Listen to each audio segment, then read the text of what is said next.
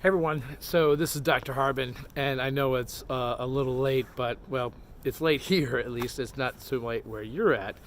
Um, it is about 11:36 here in London on Tuesday.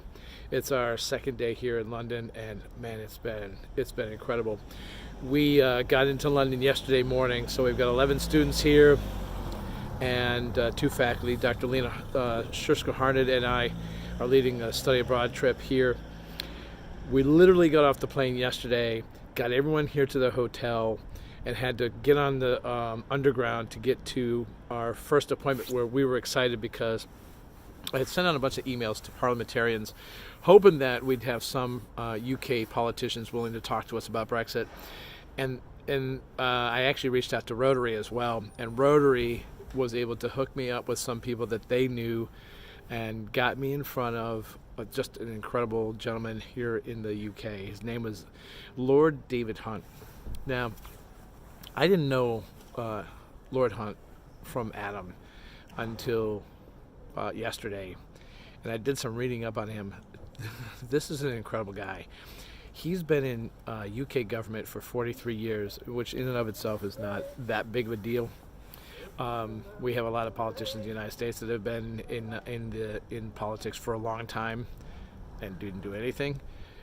But Lord David Hunt served as the Queen's treasurer.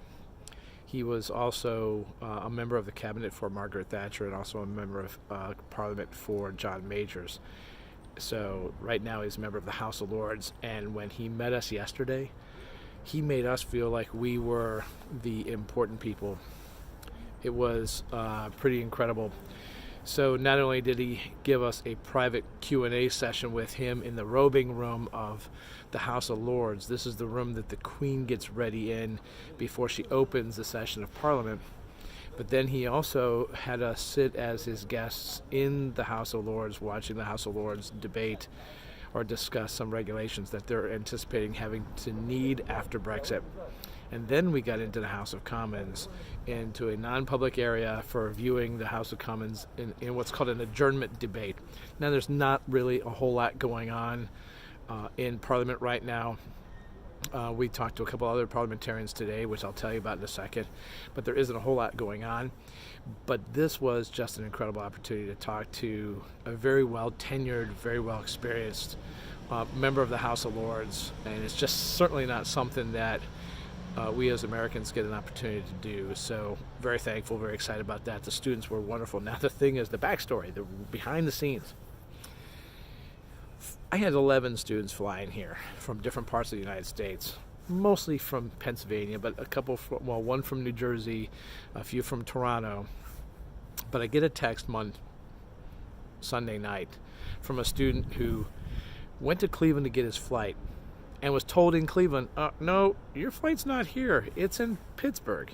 Even though his AAA material all said Cleveland, he showed me it. It's legit. I mean, AAA told him to go to Cleveland. Cleveland said, no. So here's a guy supposed to be going to London, shows up in Cleveland. He's from Pittsburgh, so he drove from Pittsburgh to Cleveland to get his flight, and he was told, no, your flight's in Pittsburgh. So he literally screamed back to Pittsburgh to get his flight.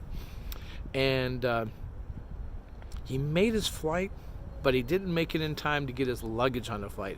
So he's here in London without luggage, which is very kind of not good for him. Kind of crazy. So that was problem number one. Problem number two is we were supposed to meet Lord Hunt at 3 yesterday, and it was going to be tight.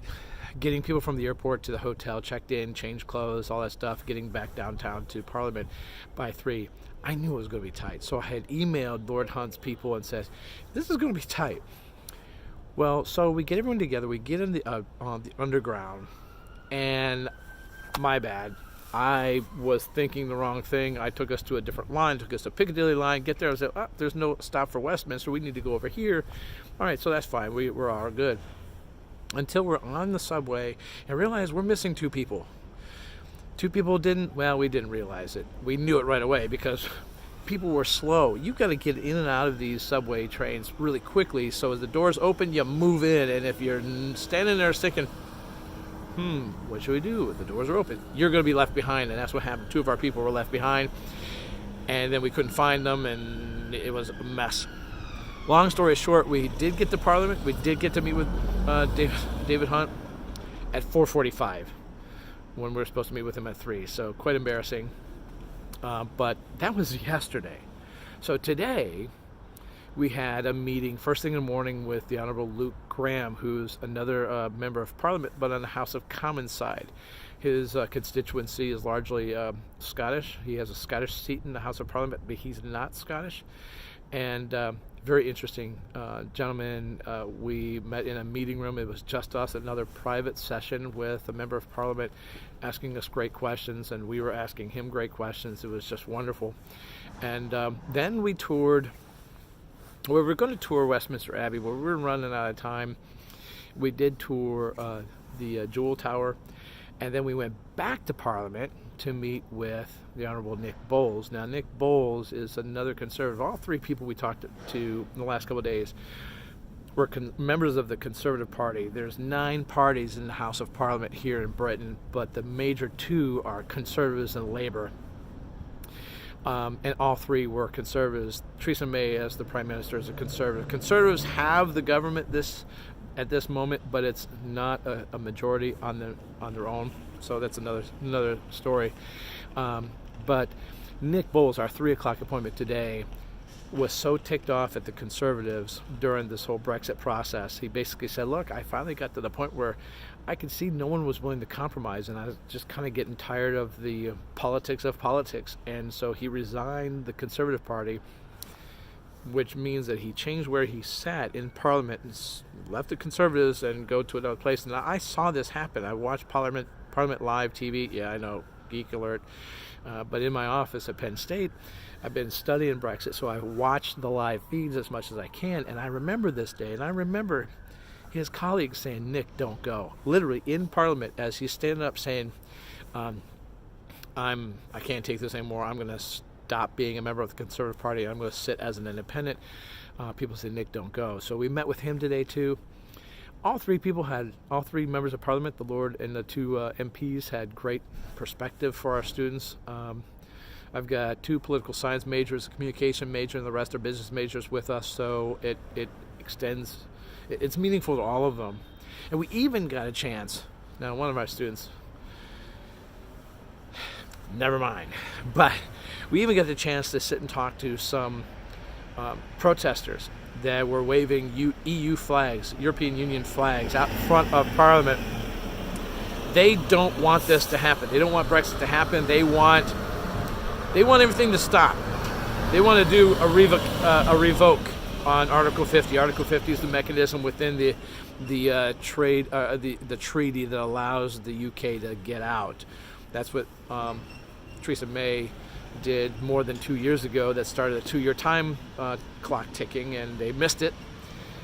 So it's been incredibly fascinating, very tiring. I think I've got, almost 23,000 steps in today, and that's kind of a light day. We did also do the view of the Shard, which was a tall building downtown London. Great view. I'll post some pictures of that in a few days once I have a moment to string them together in a video. So that's day 1 and day 2. Tomorrow we're traveling to a town called Aylesbury, about an hour and 45 minutes north of London, to see an Ohio-based company called Nordson Dage. Now, Nordson's based in Amherst, Ohio. They acquired this company. That's why this subsidiary in Aylesbury is Nordson Dage. And they're actually a tech company. We're going to get to meet with their finance head and also their European manager and get a tour of the plant. Really cool stuff. So that'll be most of our day tomorrow, and I will check in with you all later. Now it's time for me to go to bed because it's like 15 minutes to midnight here. So good night.